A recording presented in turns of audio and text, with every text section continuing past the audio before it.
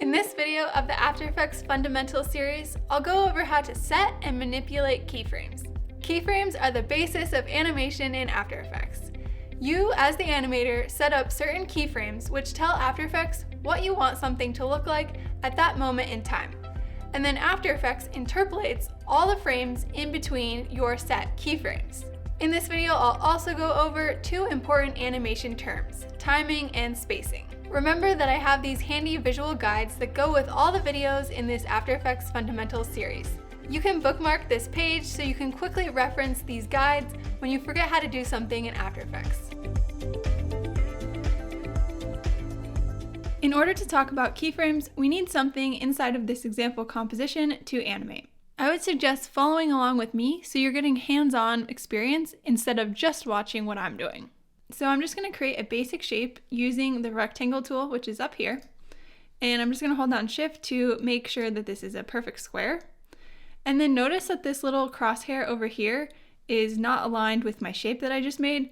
This is called the anchor point, and it's where the shape is going to move around. So I'm just going to move that into the center of my shape. And to do that, I'm just going to use this pan behind tool, which is also Y on the keyboard. And then with my shape selected, you might have to click off and click back on like I just did. So I'm just going to drag this anchor point into the center of my shape and hold down Command to snap it into the center. And all of that moving the anchor point was just to make this shape easier to work with and kind of move more like we'd expect.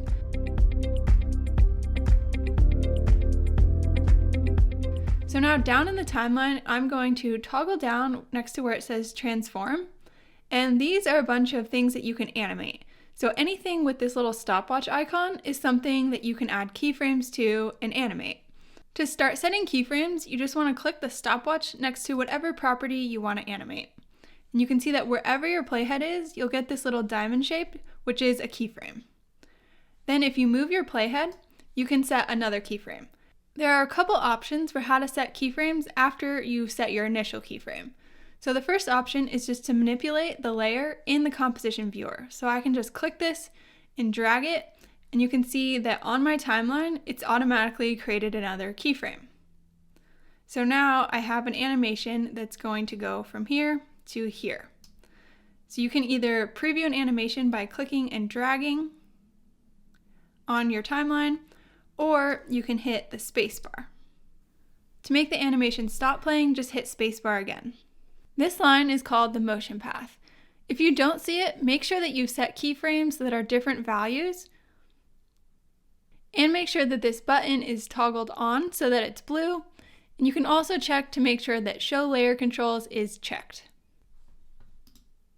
You can also set keyframes by clicking and dragging over these numbers. So the first number is the X direction, so if I click and drag over that number, it'll move my shape in the X direction, so horizontally. And if I click and drag over the second number, this is the Y direction, so it'll move it vertically. And when I do that, it automatically adds a keyframe on my timeline wherever my playhead is at. You can also just click on these numbers and enter specific values.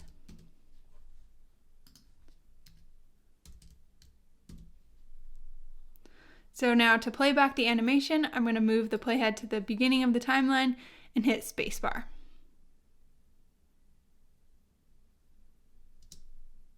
If you need to edit a keyframe you've already set, there are a couple ways to do that. So let's say that this keyframe here I want to edit.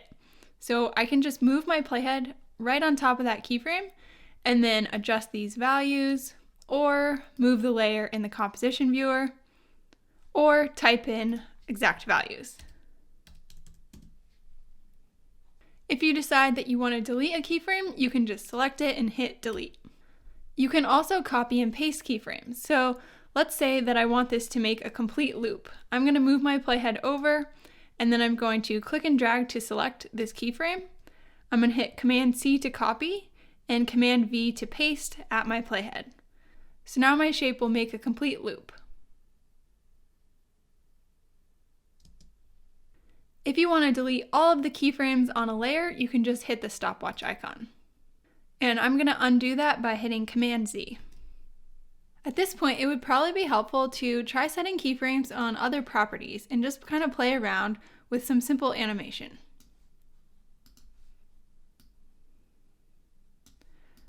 Keep in mind that you can also make animations that overlap.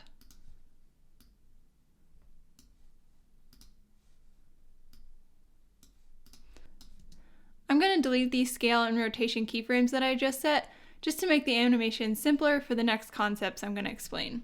If I were to click and drag to select these keyframes that I want to delete, or hit the stopwatch to clear them while my playhead is right here, it's going to adopt whatever values it has at this position of the playhead.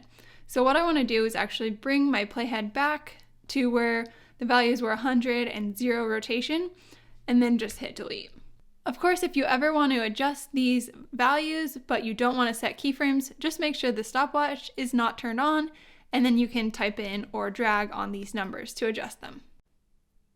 One thing to note for the scale property is that this lock here means constrained proportions. So if you click to unlock this, now you can scale just the X or just the Y values.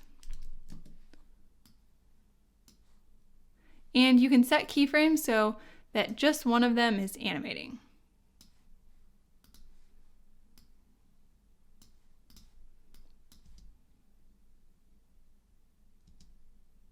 You can also turn the lock back on to constrain the proportions and then continue animating with these new proportions. Another thing that's important to note is that your layer is going to be visible wherever you see this bar on your timeline. So if you didn't want the layer to be visible until say 1 second, you want to move the layer by clicking and dragging it and then line it up so that it starts at 1 second. So the first second is not going to be there, and then it comes in at 1 second. And let's also say that we want to trim the end of this right here. So I can't actually see the end of this layer because it's pushed off the timeline, so I can use the keyboard shortcuts to trim it. So the keyboard shortcut to trim at your playhead is going to be Option or Alt and the right bracket. Also, if you wanted to trim the front of your layer, you could do Option or Alt and the left bracket. You can also adjust where your layer is visible by hovering over the start or end of the layer. And then with that double arrow, you can click and drag to extend the layer. So if you have the mouse icon, the normal mouse icon, and you click and drag your layer, it's going to move the whole layer along the timeline. And if you have the double arrow, it's going to actually extend or trim the layer. If your playhead is over your layer and you would think it would be visible, but it's not, just double check that the opacity is turned up to 100%. That's another way that you can make a layer invisible, is by turning the opacity down to 0.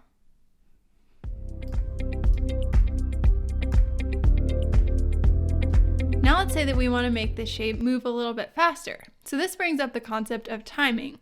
So timing is the distance between keyframes. So keyframes that are closer together are going to be faster than keyframes that are further apart. So now it's going to go quickly between these two keyframes, slower between these two keyframes, and then quickly between these two keyframes, just because of the distances between the keyframes. So let's just play that back.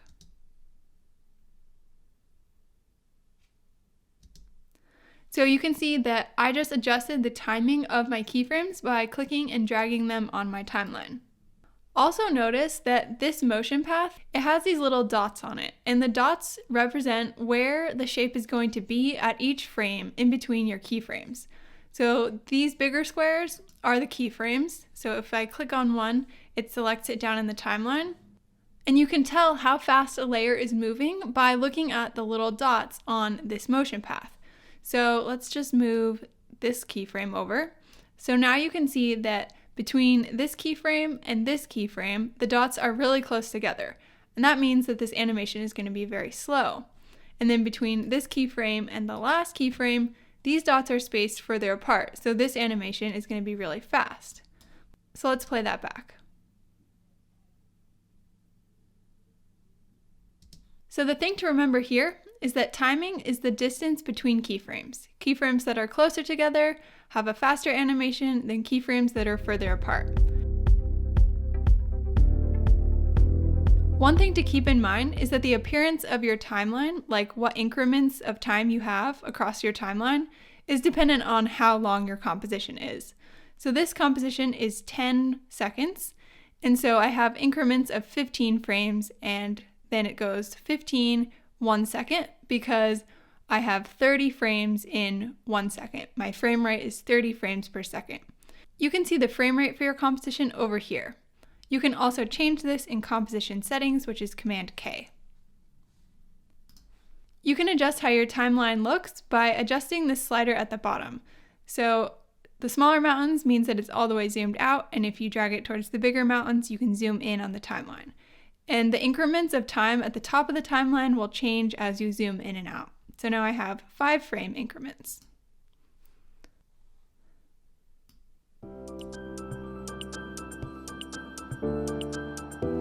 If timing is the distance between keyframes, spacing is what happens in the space between those keyframes. So with the layer selected, you can see that the motion path is kind of curved. This is an example of spacing. So if you click on one of these keyframes, you should see these handles. If you click and drag on the handle, you can adjust the spacing of your animation. So now when we play this back, the shape is going to have a different motion in between those keyframes. Right now, all of these keyframes are linear, and that means that there's a constant speed between each set of keyframes. To demonstrate the next idea, I've created a really simple animation with 2 different shape layers. So these shapes just move right across the screen in a linear animation. If I hit U on the keyboard, it'll bring up just the keyframes that are set on each layer. Right now, these are linear keyframes, and you can tell because any keyframe that's diamond shaped is linear.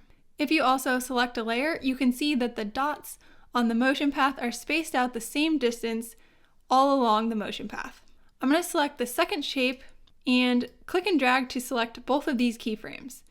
Then I'm going to right click on one of the keyframes, it doesn't matter which one, go to Keyframe Assistant, and then Easy Ease. Now notice how these keyframes have turned into hourglass shapes. And also notice that the dots on the motion path are spaced out more in the middle, and they're closer together, closer to the keyframes. So now if we play this back, you can see that the spacing has been changed on this second shape. So remember, spacing is what happens in the space between keyframes, and between keyframes, this second shape is doing something a little bit different than the first shape.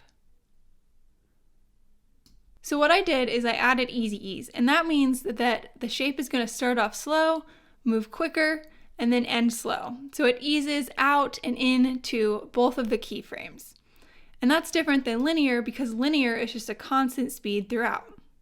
So adding Easy Ease to your keyframes is an easy way to adjust the spacing of the animation to make it look a bit more smooth and more realistic to how things move in real life. You can further adjust the spacing of an animation by going into this tool called the Graph Editor and adjusting this graph to adjust how the shape moves in between the keyframes. And there's actually a speed graph, which is what we're looking at, and a value graph, which maps the X position and the Y position. This is getting into more advanced topics, which you'll probably want to learn a little bit later after you get some more practice, but all of this is covered in detail in my class Smooth Moves. But for now, what you should know is that if you want to adjust the spacing of your animation to kind of smooth it out, a good option is just to add Easy Ease. So again, you just select keyframes, right click on them, Keyframe Assistant, and then Easy Ease. You can also use the shortcut of F9. In the next video of this series, you'll learn how to work with text. Thanks so much for watching. Until next time, happy animating.